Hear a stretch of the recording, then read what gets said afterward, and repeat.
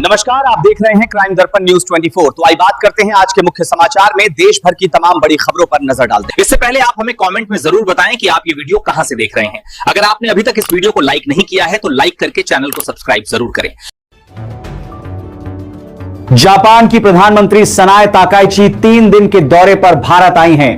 प्रधानमंत्री नरेंद्र मोदी ने उनके साथ रक्षा, परमाणु ऊर्जा और एआई जैसे बड़े क्षेत्रों पर ऐतिहासिक समझौतों पर हस्ताक्षर किए। दोनों देशों के बीच व्यापार को बढ़ाने के लिए नई नीतियों को मंजूरी मिलने से भारत जापान की दोस्ती अब और भी मजबूत हो गई है। देश के आम नागरिकों और छोटे व्यापारियों के लिए राहत की बड़ी खबर है। तेल कंपनियों ने बिना किसी पूर्व सूचना के कमर्शियल एलपीजी सिलेंडर के दामों में औसतन 183 रुपए की कटौती कर दी है। इस साल की यह सबसे बड़ी राहत है, जिससे रेस्टोरेंट और ढाबा मालिकों को अपने खर्चों को संभालने में बहुत मदद मिलेगी। व्हाट्सएप जल्द ही एक नया फीचर लाने वाला था, जिसमें बिना मोबाइल नंबर के सिर्फ यूजर नेम के जरिए चैट की सुविधा मिलनी थी। लेकिन भारत सरकार ने सुरक्षा का हवाला देते हुए इस पर रोक लगाने का सख्त नोटिस भेजा है। सरकार को आशंका है कि इससे ऑनलाइन फर्जीवाड़ा और स्पैम मैसेज का खतरा बहुत ज्यादा बढ़ सकता है।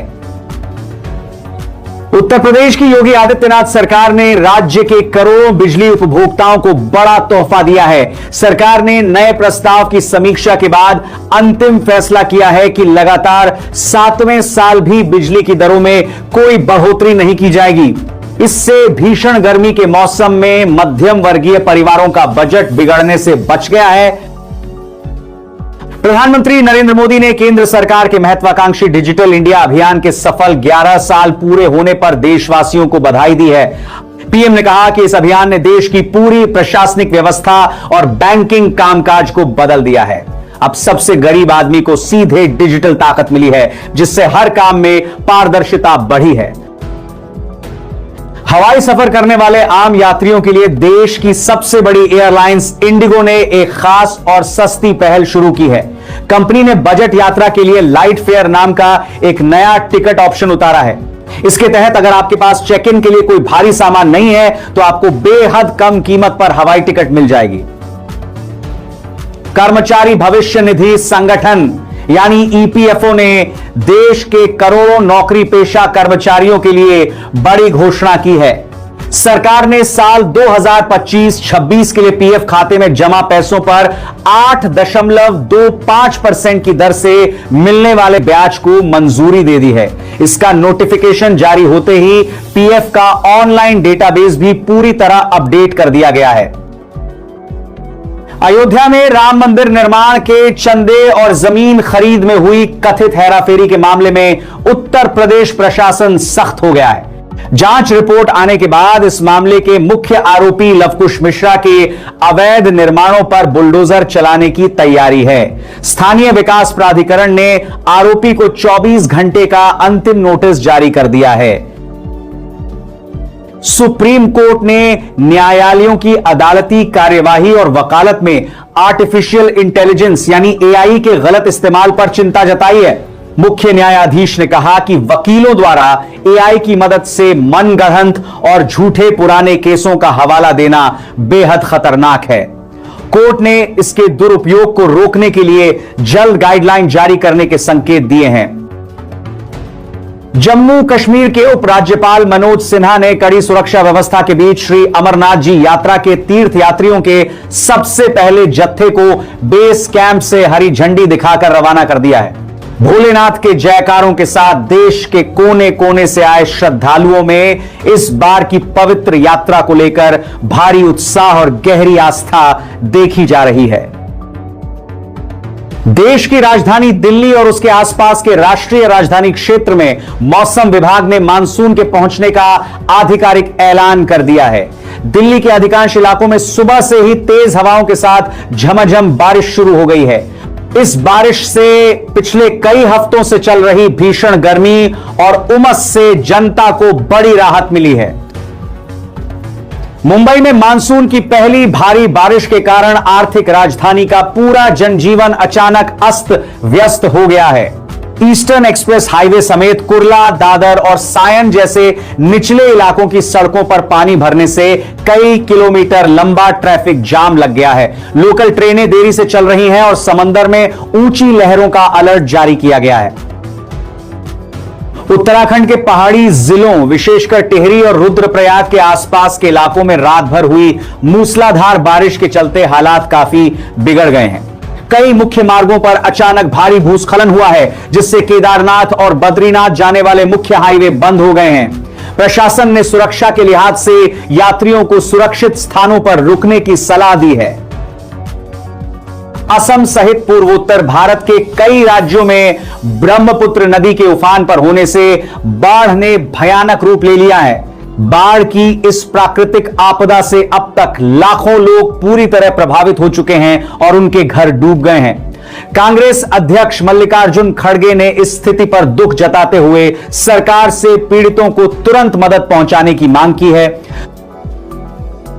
उत्तर प्रदेश शिक्षक पात्रता परीक्षा यानी यूपीटीआईटी परीक्षा के दौरान सुरक्षा एजेंसियों और एसटीएफ ने बड़ी मुस्तैदी दिखाई है।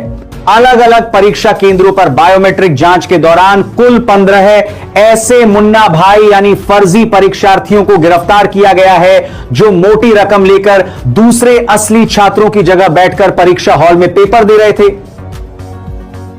बेंगलुरु में स्थित भारतीय अंतरिक्ष अनुसंधान संगठन यानी इसरो के मुख्य मुख्यालय को एक अज्ञात ईमेल के जरिए बम से उड़ाने की धमकी दी गई है। धमकी मिलते ही स्थानीय पुलिस और बम निरोधक दस्ते ने तुरंत पूरे परिसर को खाली कराकर सघन तलाशी अभियान चलाया। हालांकि पूरी जांच के बाद सुरक्षा एजेंसियों को कोई भी संदिग्ध चीज नहीं मिली। उत्तर प्रदेश की राजधानी लखनऊ में विभूतिखंड पुलिस ने एक बहुत बड़े अंतरराष्ट्रीय साइबर फ्रॉड कॉल सेंटर का पर्दाफाश करने में सफलता हासिल की है। हाईटेक तकनीक की मदद से विदेशी नागरिकों को ठगने वाले इस गिरोह के खिलाफ बड़ी कार्रवाई की गई है। पुलिस ने छापेमारी के दौरान हिरासत में लिए गए सभी 119 लोगों को जेल भेज दिया है। बिहार की पूर्व मुख्यमंत्री और आरजेडी नेता राबड़ी देवी ने पटना के ऐतिहासिक 10 सर्कुलर रोड वाले आलीशान सरकारी बंगले को पूरी तरह खाली कर दिया है। वे पिछले करीब 2 दशकों से अपने परिवार के साथ इसी बंगले में रह रही थी। राजनीतिक बदलावों के बाद अब वे कौटिल्य नगर में स्थित अपने नए निजी मकान में शिफ्ट हो गई हैं। भारतीय शेयर बाजार में वैश्विक संकेतों के बीच आज के कारोबारी सत्र में जबरदस्त और ऐतिहासिक तेजी देखने को मिली है। बॉम्बे स्टॉक एक्सचेंज का सेंसेक्स 579 अंकों की भारी बढ़त के साथ 502 के रिकॉर्ड स्तर पर बंद हुआ। वहीं दूसरी ओर नेशनल स्टॉक एक्सचेंज का निफ्टी भी 169 अंक चढ़कर 175 के नए स्तर पर बंद होने में कामयाब रहा। घरेलू शेयर बाजार में आई इस ऐतिहासिक रिकॉर्ड तेजी के बावजूद अंतरराष्ट्रीय बाजार के दबाव के कारण भारतीय रुपए में बड़ी गिरावट दर्ज की गई है। अमेरिकी डॉलर के मुकाबले भारतीय रुपया आज के कारोबार में 24 पैसे और ज्यादा कमजोर हो गया है। इसके साथ ही रुपया अब 95 रुपये 40 पैसे के अपने अब तक के सबसे निचले स्तर पर पहुंच गया है। हवाई सफर करने वाले अंतरराष्ट्रीय यात्रियों विशेषकर खाड़ी देशों में रहने वाले भारतीयों के लिए एयर इंडिया एक्सप्रेस ने बड़ी खुशखबरी दी है। एयरलाइन ने मिडिल ईस्ट के अपने उन सभी पुराने रूटों पर अपनी इंटरनेशनल फ्लाइट सेवाओं को फिर से बहाल कर दिया है, जिन्हें बंद किया गया था। इससे टिकटों की मारामारी अब काफी कम हो जाएगी। दिल्ली के बेहद सुरक्षित और वीआईपी माने जाने वाले इलाके मोती बाग से आज सुबह एक बहुत ही दुखद खबर सामने आई है।